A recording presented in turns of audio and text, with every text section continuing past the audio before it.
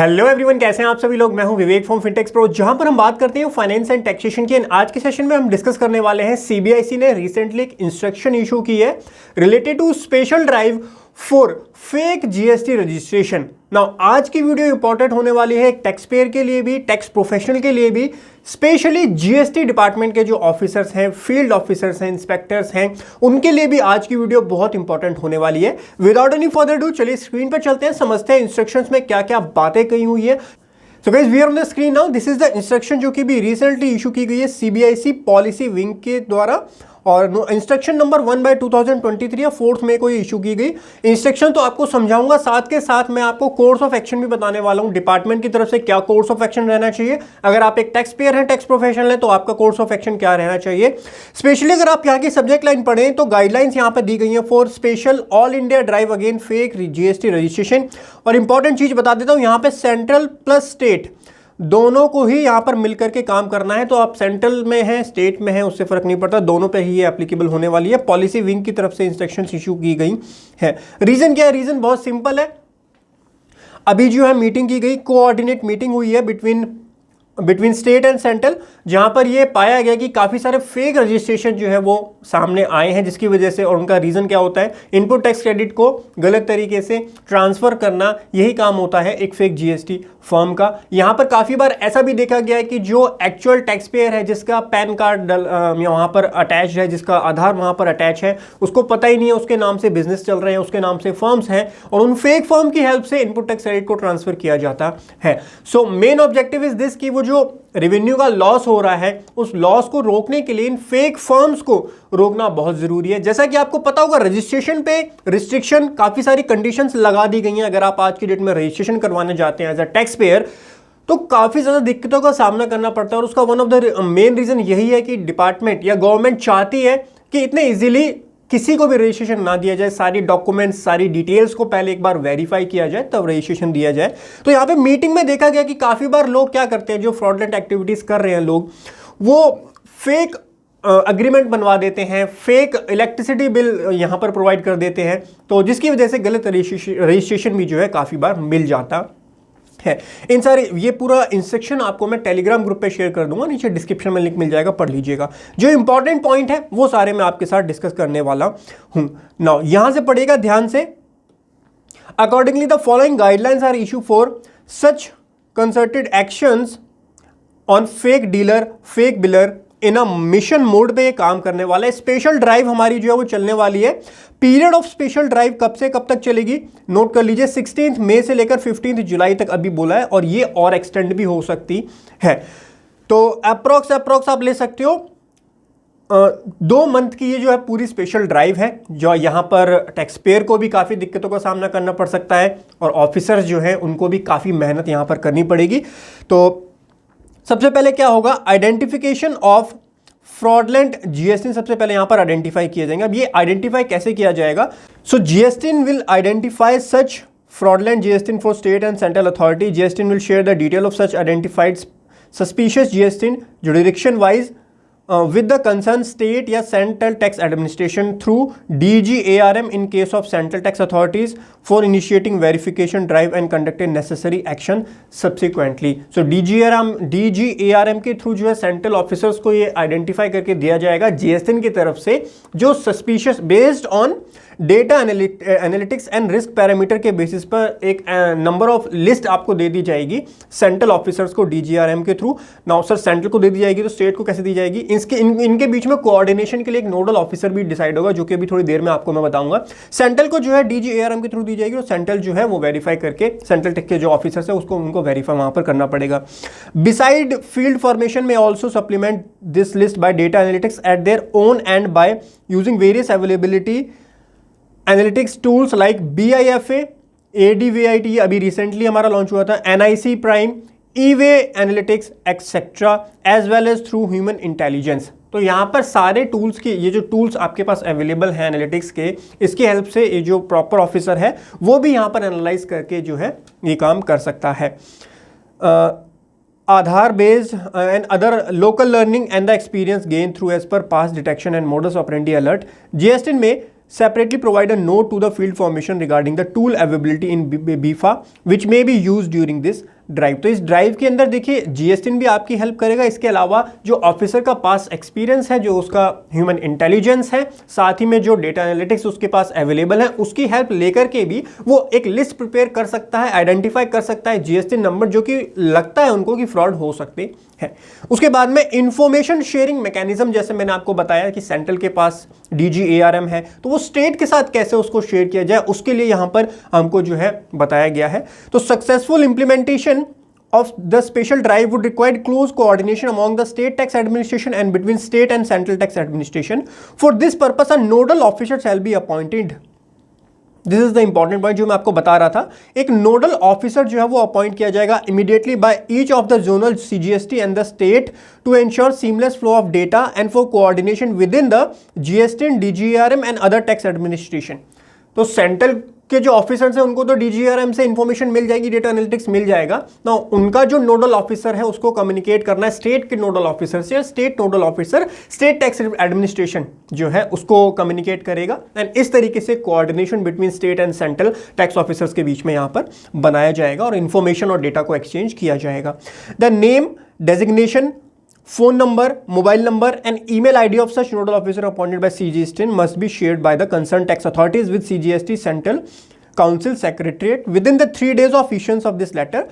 GST Council Secretariat will compile the list of the nodal officer after procuring the details from all tax administration and will make the compiled list available for all tax administration as well as GSTN and DGARM immediately. The nodal officer of state, yes, CGST zone will ensure that data received from GSTN or DGARM of other tax administration is made available to concerned jurisdiction formation within 2 days positively. यानी जो CGST zone और state के जो nodal officers हैं उनको ये ensure करना है कि जो उनके फील्ड फॉर्मेशन के जो ऑफिसर हैं उनको वो डेटा उनको ट्रांसफर ऑन करना है। The nodal officer shall also ensure that any cooperation required by other jurisdiction under his control is promptly provided. तो बेसिकली कोऑर्डिनेशन का पॉइंट यहाँ पे बताया गया है कि सेंट्रल और स्टेट के बीच में कोऑर्डिनेशन के लिए एक नोडल ऑफिसर अपॉइंट किया जाएगा, सेंट्रल की तरफ से भी और स्टेट की तरफ से भी, स्टेट जुरिडिक्शन और सेंट्रल जुरिडिक्शन की तरफ से वो ऑफिसर्स आपस में कोऑर्डिनेट करेंगे, डेटा एक्सचेंज करेंगे और जो उनकी फील्ड फॉर्मेशन वाली टीम है उनको सारा डेटा उनको शेयर करना है और इस तरीके से दोनों को आपस में मिलकर के काम करना है। Action to be taken by field formation. अब जो फील्ड फॉर्मेशन बनाई जाएगी उसकी तरफ से क्या एक्शन यहां पर लेना है उनको, वीडियो को लास्ट तक देखिएगा। अभी तो मैं थोड़ा सा आज का मेरा सेशन मेनली फोकस रहेगा डिपार्टमेंट के पॉइंट ऑफ व्यू से, क्योंकि आज मैं समझ रहा हूं मेरी जो टारगेट ऑडियंस है डिपार्टमेंट के ऑफिसर्स हैं, बट टैक्स पेयर को क्या क्या चीजें ध्यान रखनी चाहिए, टैक्स प्रोफेशनल का यहाँ पे क्या रोल आता है वो भी मैं डिस्कस करूंगा। तो पूरी वीडियो लास्ट तक देखिएगा, खाली मैं पढ़ा करके आपको नहीं देने समझा रहा हूँ चीजें, मैं आपको कुछ अपने एनालिटिक्स और अपने इनसाइट्स भी यहाँ पर जरूर देने वाला हूँ। तो actions to be taken by the field formation on the receipt of data from GSTN या DGARM through the nodal officer, time bound exercise of verification of the suspicious GSTN shall be undertaken by the concerned jurisdiction tax officer। ठीक है, ऊपर तक बातें होंगी सारी हवाई, जो ऊपरी लेवल पर बातें होती है ना, यानी DGARM ने डेटा को एनालाइज करके आइडेंटिफाई किया कि भाई ये X नंबर ऑफ GSTN हमने आइडेंटिफाई कर लिया जहां पर हमको लगता है कि ये यहाँ पर फ्रॉडलेंट एक्टिविटीज होती हैं। DGARM ने नोडल ऑफिसर ने क्या किया, एक दूसरे से एक्सचेंज की इन्फॉर्मेशन, स्टेट एडमिनिस्ट्रेशन के पास सारी इन्फॉर्मेशन पहुंच गई ना, उनके जो फील्ड ऑफिसर है, स्पेशली बोलो इंस्पेक्टर्स जो है, उनके पास डेटा आ गया। अब उनको क्या करना है, फील्ड वेरिफिकेशन करनी है, चेक करना है, इंश्योर करना है कि वो सारे GSTN अवेलेबल हैं या नहीं है, वो यहां पर बात हमको दी हुई है। On receipt of data from GSTN the nodal officer क्या करेंगे, time bound exercise of verification of suspicious GSTN shall be undertaken by the concern jurisdiction tax officer. If any detailed verification it is found that the taxpayer is non-existing and fictitious, then the tax officer may immediately, note कर लीजिए। अब यहाँ पर question आता है कि एक inspector है, फील्ड फॉर्मेशन में उसका जो भी है नाम आ गया, फील्ड फॉर्मेशन पे जब वो गया, फील्ड में गया, एक्चुअल इंस्पेक्शन करने गया, वहाँ पर पता चला फर्म एग्जिस्ट ही नहीं करती है, वहाँ पर कोई बिजनेस एक्टिविटी हो ही नहीं रही है, वहाँ पे कुछ ना फर्म का साइन बोर्ड है, ना फर्म का GSTN है, कुछ भी नहीं है वहां पर, खाली एक प्लॉट पड़ा हुआ, खाली प्लॉट पड़ा हुआ है, रेजिडेंशियल प्रॉपर्टी है और कोई बिजनेस उसमें नहीं हो रहा है। देखिए मैं पॉइंट आउट कर देता हूं, ऐसा नहीं लिखा हुआ लॉ में कि रेजिडेंशियल प्रॉपर्टी पे बिजनेस नहीं हो सकता है, लेकिन हाँ रेजिडेंशियल प्रॉपर्टी पे बिजनेस अलाउ है। GST रजिस्ट्रेशन सर्टिफिकेट जो होता है उसको आपने शो किया हुआ है, आपने नेम बोर्ड, नेम प्लेट लगाई हुई है, तो ये सारी बेसिक चीजें तो जरूर होनी चाहिए। इवन तो आप रेजिडेंशियल पे अपना बिजनेस करो, वहां पे कोई इशू नहीं है, बट ये जो बेसिक रिक्वायरमेंट है वो वहां पर होनी चाहिए। नाउ हम थे यहाँ पे, ध्यान से देखिए क्या क्या आपके एक्शंस होंगे। then the tax officer may immediately initiate action for suspension and cancellation of the registration of the said taxpayer in accordance with the provision of section 29 of CGST agreed with the rules thereof. सबसे पहला action, अगर आपको वहां पर कोई name plate नहीं मिलता, कोई बोर्ड नहीं मिलता, कोई जिसका बिजनेस है उसका कोई अता पता ही नहीं है वहां पर, जो एक्चुअल जो प्रिंसिपल प्लेस ऑफ बिजनेस है वहां पर, तो आपको सबसे पहला एक्शन लेना है क्या है, सेक्शन 29 के अंदर CGST को कैंसिल करना है सो मोटो। उसके बाद में further the matter may be examine for blocking input tax credit in electronic credit ledger as per the provision of rule 86A of CGST rule 2026। पहला एक्शन है आपको कैंसिल करना है GST सेक्शन 29 के अकॉर्डिंग। सेकंड एक्शन लेना है जो proper officer को रूल 86A के अकॉर्डिंग आपको ब्लॉक करना है उस पर्सन का इनपुट टैक्स क्रेडिट। तीसरा है additionally the detail of the recipient to whom the input tax credit has been pass by such non existing tax payer may be identified through the detail furnished in form GSTR1 by the said taxpayer where the recipient GST pertain to the jurisdiction of the said tax authority itself. Suitable action may be initiated for demand and recovery for the input tax credit wrongly availed by such recipient on the basis of invoices issued by such non-existing supplier without underlying supply of goods or service or both. In case where the recipient GST pertain to a different tax jurisdiction, the detail of the case along with the relevant documentary evidence may be sent to the concerned tax authorities as early as possible in the form encloses annexure B through the nodal officer in para 2 below. annexure number B किस चीज का मैं अभी आपको थोड़ी देर में बताऊंगा। 3 एक्शन अभी तक हमने पढ़े, समरी आपको बता देता हूं कि यहां पर क्या कहना चाह रहे हैं। भाई आप गए, आप एज ए इंस्पेक्टर वेरीफाई करने के लिए गए, ना ही आपको नेम प्लेट मिला, ना ही बोर्ड मिला, ना ही जो बिजनेस कर रहा है पर्सन वो मिला, तो बिल्कुल फेक रजिस्ट्रेशन आपने आइडेंटिफाई कर लिया, सब कुछ इंश्योर करके कि भाई ये तो फेक रजिस्ट्रेशन लिया गया है। आपने सबसे पहले एक्शन लिया, सेक्शन 29 के अंदर GST कैंसिल कर दिया। दूसरा, जितना भी उसका इनपुट टैक्स क्रेडिट है रूल 86A के अकॉर्डिंग उसको ब्लॉक कर दिया। तीसरा, आपने उस पर्सन की GSTR1 चेक करी, GSTR1 के अंदर जिसको उसने सेल की है, जिसको उसने सेल किया है उसकी डिटेल आपने निकाली, जिसको भी सेल किए GSTR1 से उन सबको आपको क्या करना है, नोटिफाई करना है, उन सबके अगेंस्ट आपको डिमांड एंड रिकवरी के प्रोसीडिंग्स लगाने हैं। यहां पे लिखा हुआ है अगर वो सारे आपके जुरिडिक्शन के अंदर आते हैं तो। लेकिन ऐसा भी हो सकता है कि उसने दूसरे स्टेट में बेचा हो या दूसरे जुरिडिक्शन का GST आपको वहां पर अवेलेबल हो, तो उस केस में आपको एनेक्शर B के अंदर सारी डिटेल्स फिल करके नोडल ऑफिसर के थ्रू जो है आपको वो प्रोवाइड करनी है उस रिस्पेक्टिव जुरिडिक्शन ऑफिसर को। ये आपका यहां पर तीसरा कोर्स ऑफ एक्शन हो गया। ठीक है, नोट कर लीजिएगा तीन कोर्स ऑफ एक्शन को। उसके बाद ऑल्सो एक्शन में ऑल्सो भी taken to identify the mastermind beneficiary behind such fake GST for further action. अब यहां पर यह भी हो सकता है कि वो GST जिसके अगेंस्ट आप जो फेक GST रजिस्ट्रेशन निकला, एक्चुअल में उसको पता ही नहीं है कि उसके नाम से कोई GST भी चल रहा है। तो एक टास्क और आपको यहां पर करना है, आइडेंटिफाई करना है एक्चुअल मास्टरमाइंड कौन है बिहाइंड दिस ट्रांजेक्शन। और ये कैसे आइडेंटिफाई होगा, देखिए आइडेंटिफाई अगर एक बार अगर आपने ये आइडेंटिफाई कर लिया फेक है, तो ये सारी चीज़ें चेन के थ्रू आइडेंटिफाई की जा सकती हैं। किन किन पार्टीज को सेल कर रहे हैं उनको आप नोटिस भेजोगे, बुलाओगे, समन करोगे, अपने आप पता चल जाएगा कहाँ पे चेन जा करके खत्म हो रही है। तो यू कैन मतलब आइडेंटिफाई इतना ईजी तो नहीं है, बट येस चेन को अगर आप फॉलो करोगे तो ईजिली आइडेंटिफाई हो जाता है कि किस तरीके से कौन इसके पीछे मास्टरमाइंड है और कौन इसके पीछे एक्चुअल में काम कर रहा है। तो ये आइडेंटिफाई करना भी एक टास्क है, आपको ये भी करना पड़ेगा wherever required, and also recover for government dues and or provisional attachment of bank account etc as per the provision of section 86। important point है।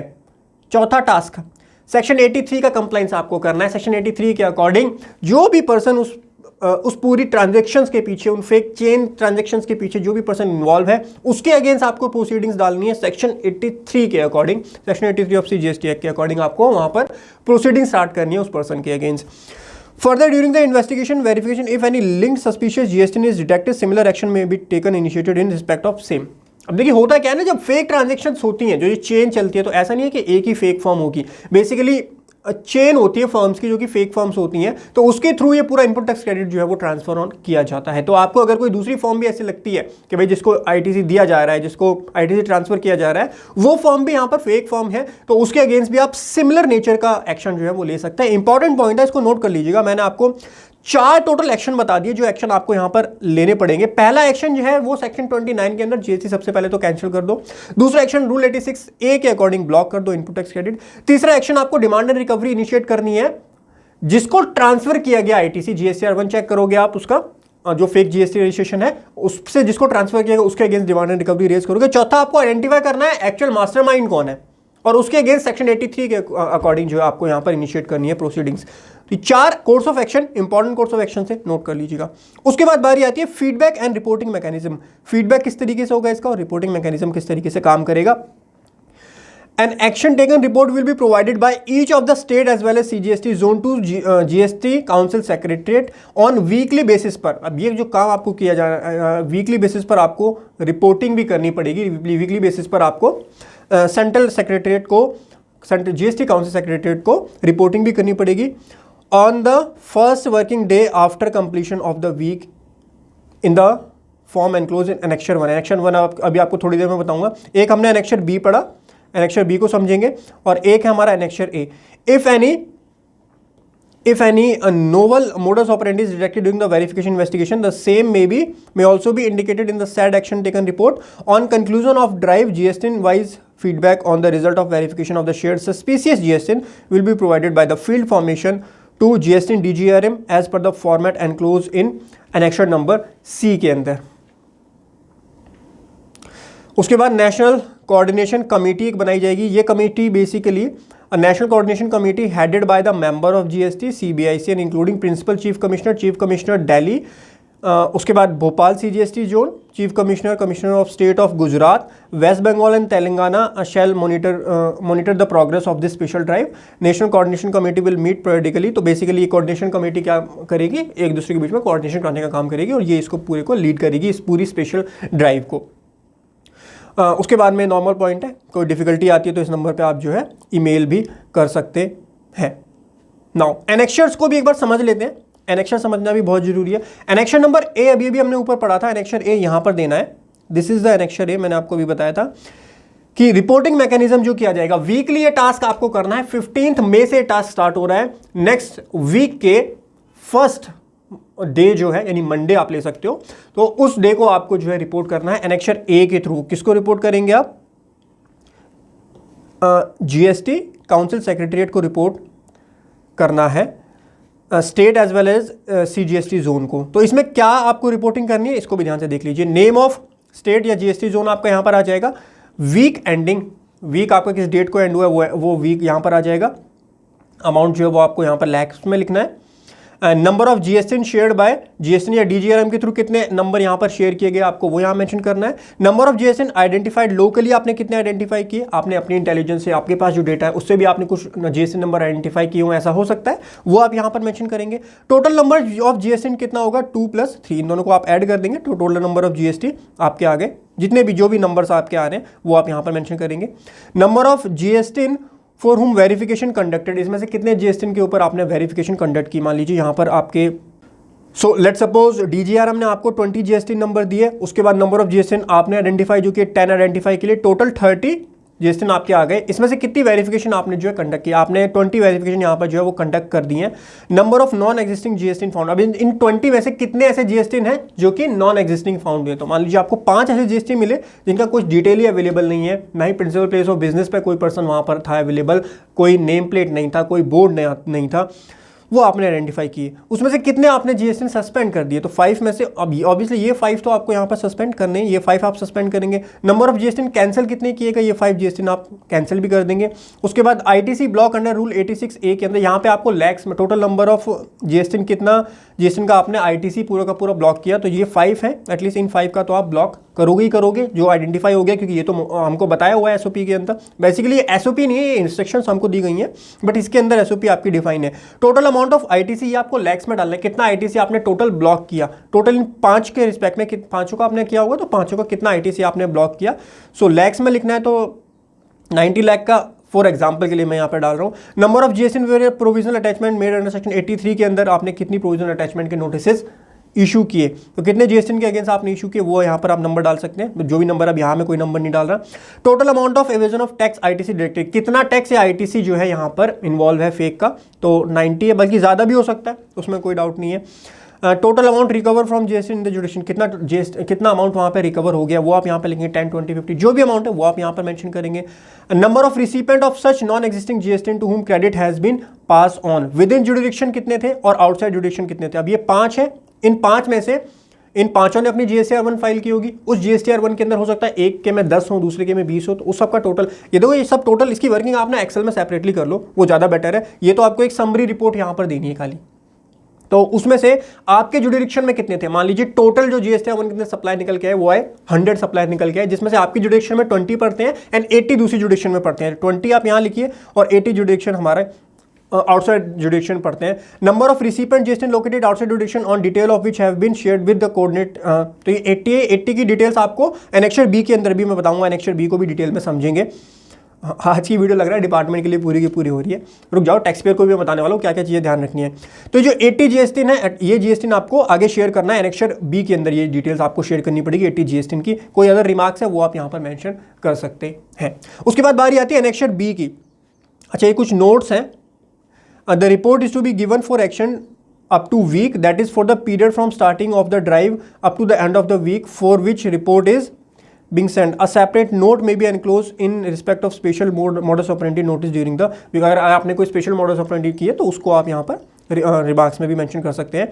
एनेक्सर बी के अंदर बात होगी इन 80 की, जो 80 आपने रिसिपेंट आइडेंटिफाई किए हैं जो कि आउटसाइड आपकी जुडिक्शन है, वो आपको यहाँ पर देना है, आपको अपने नोडल ऑफिसर को देना है। आपका नोडल ऑफिसर रिस्पेक्टिव जो भी जुडिक्शन पड़ता है उसको ये इंफॉर्मेशन प्रोवाइड की जाएगी।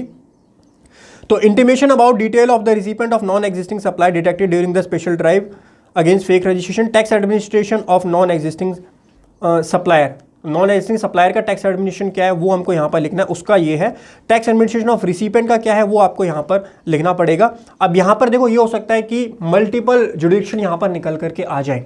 ये जो 80 है, ऐसा तो नहीं है 80 एक ही जुडिक्शन में पढ़ेंगे, 80 हो सकता है 80 डिफरेंट जुडिक्शन में भी पढ़ सकते हैं, हो सकता है 80 10 डिफरेंट जुडिक्शन में पढ़ें। तो इसके लिए आपको वर्किंग करनी पड़ेगी, एक एक्सेल शीट आपको बनानी पड़ेगी। इतनी मेहनत तो आपको थोड़ी सी करनी पड़ेगी। वहां पर आप ये आइडेंटिफाई करके लिखिए कि एक ये रिसिपेंट है तो इसका जुडिक्शन, थोड़ी सी मेहनत है बट यस मेहनत तो करनी पड़ेगी, मेहनत से पीछे क्यों हटना है। तो टैक्स एडमिनिस्ट्रेशन रिसिपेंट का कितना है वो यहाँ पर आएगा। तो फॉर एग्जांपल अगर यहाँ पर 80 में से आपके टोटल 10 जुडिक्शन निकल के आते हैं तो एनेक्सर बी के अंदर आपको 10 एनेक्सर बी यहाँ पर बनाने पड़ेंगे, सो दैट सबको आप एक एक ये एनेक्सर बी प्रोवाइड कर सकें। Detail of supplier recipient and the tax involve thereon. GST of non existing supplier आपको यहाँ पर लिखना है, उसके बाद GST ऑफ रिसिपेंट आपको यहाँ पर लिखना है उस एक जुडिक्शन का। अब यहाँ पे 80 का नहीं आएगा, 80 का नहीं आएगा।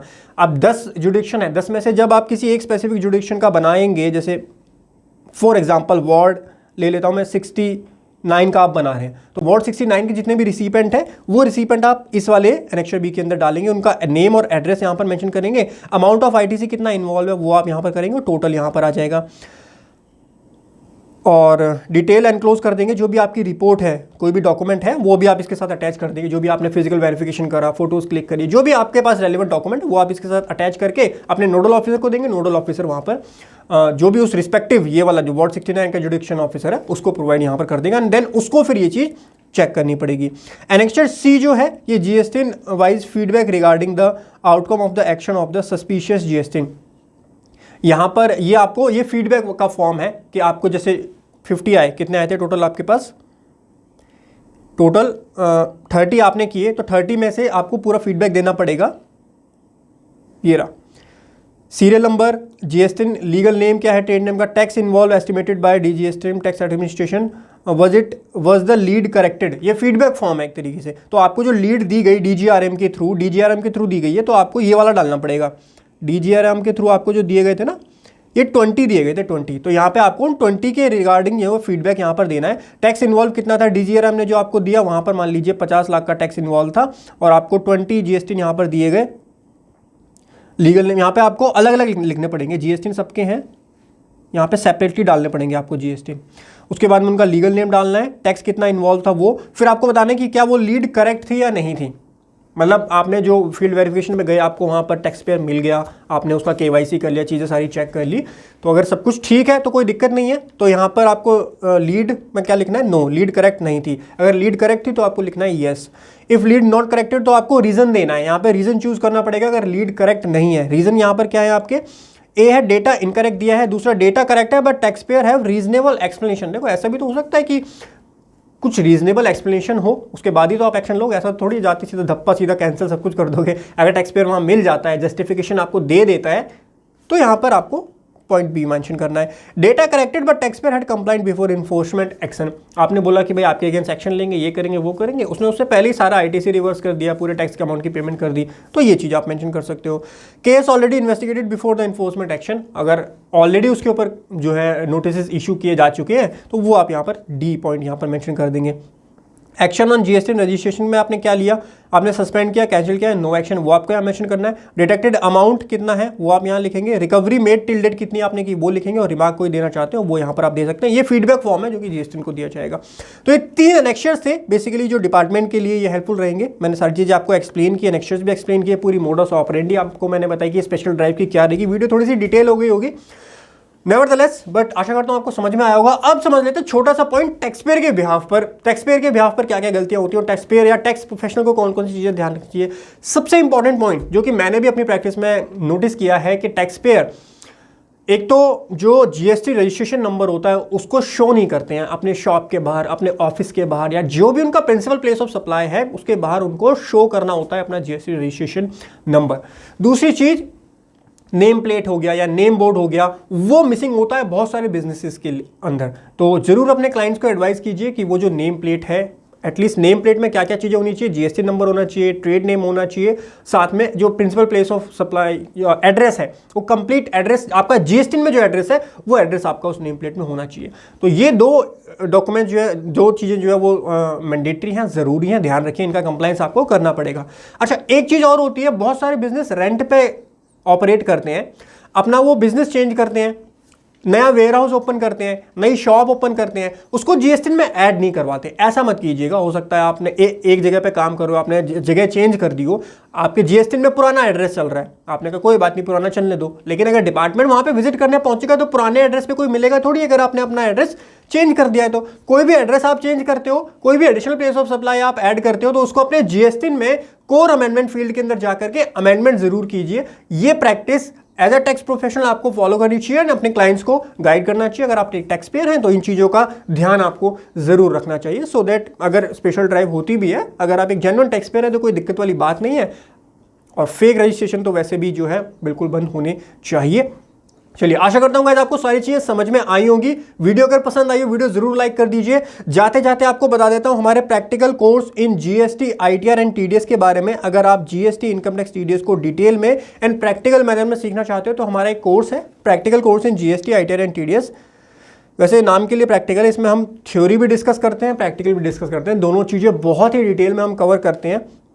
200 आवर का डिटेल कोर्स है और लाइफ टाइम की वैलिडिटी आपको मिलती है। वीडियो फॉर्मेट में आपको सारी वीडियोस मिलती हैं, वेबसाइट पे इसका एक्सेस मिलता है। डिस्क्रिप्शन में लिंक दिया होगा, डिटेल्स चेक कर लीजिएगा। फाइनेंस एक्ट 23 की अपडेट सारी इसके अंदर इनकॉर्पोरेट हमने कर दी है। आशा करता हूँ इस वीडियो आपको आज की पसंद आई होगी। Thank you so much for joining today's session. Have a great time. हंसते रहिए, मुस्कुराते रहिए। Bye bye, take care.